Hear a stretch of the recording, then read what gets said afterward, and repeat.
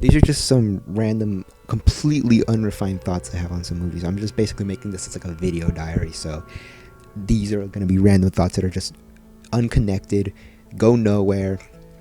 Um, just I don't know. I'm just making this because I want to. But I've gonna talk about some movies I've seen recently. I'm doing one romance a day leading up until Valentine's Day. So I've done 3 movies so far. I'm gonna watch one today as well. But I've seen Princess Bride, Casablanca, and In the Mood for Love. Yesterday was my first time seeing In the Mood for Love, while the other 2 I have seen before. In the Mood for Love was pretty good. I liked it.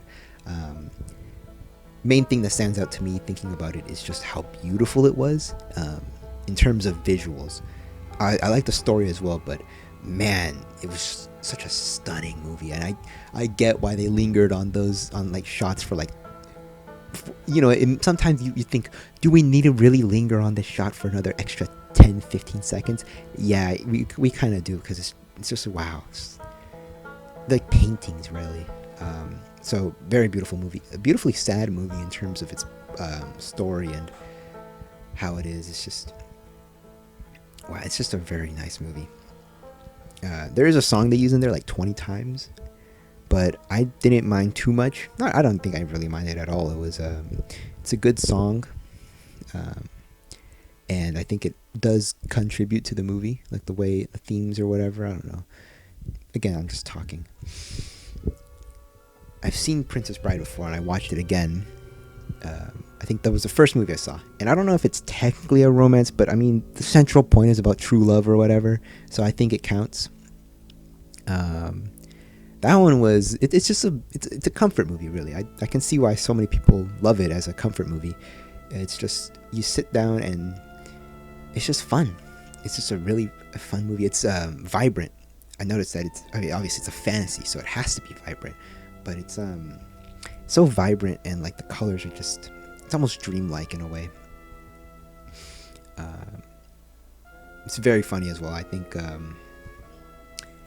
it really does encapsulate that kind of feeling of a fantasy storybook, just like a classic fantasy. So I think for that it's a comfort movie, and I think it's great. Casablanca, I've seen before, but I saw it on February 2nd, so 2 days ago now. And I think I liked it more this time than the last time I saw it. I think I appreciate it a little bit more.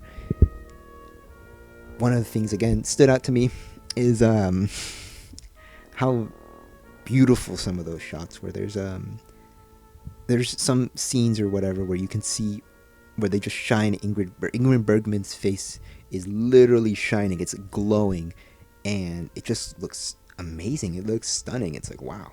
I don't know if I've ever seen anything like this in any other movies I've seen, and those soft twinkles or whatever in her eyes are just really, really nice. I really dug those parts. Just a really solid movie in general. Spoiler warnings for Casablanca and In the Mood for Love, because I'm going to talk about 2 of the things I noticed about those movies. I noticed that they're kind of both about letting go in a way. In the end, our heroes don't get the perfect romance, as opposed to Princess Bride, where it is a happily ever after. Or both are, they don't get their storybook ending with their beautiful, beautiful loving relationship. Casablanca, she has to leave to escape or whatever, and in the Mood for Love, they just have to grow apart. They have to separate.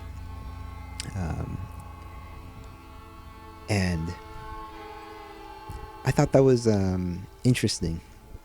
How 2 of the greatest romance movies ever, well, considered 2 of the greatest romance movies ever, both end with that, it's bittersweet. Well, I'd say Casablanca's a bit more bittersweet, while In the Mood for Love is well, probably more sad than anything. I just thought that was interesting. But yeah, that's pretty much just, again, literally just random unfiltered thoughts that I just had about these movies. Maybe I'll do these more as just kind of a way to just talk about stuff and think about things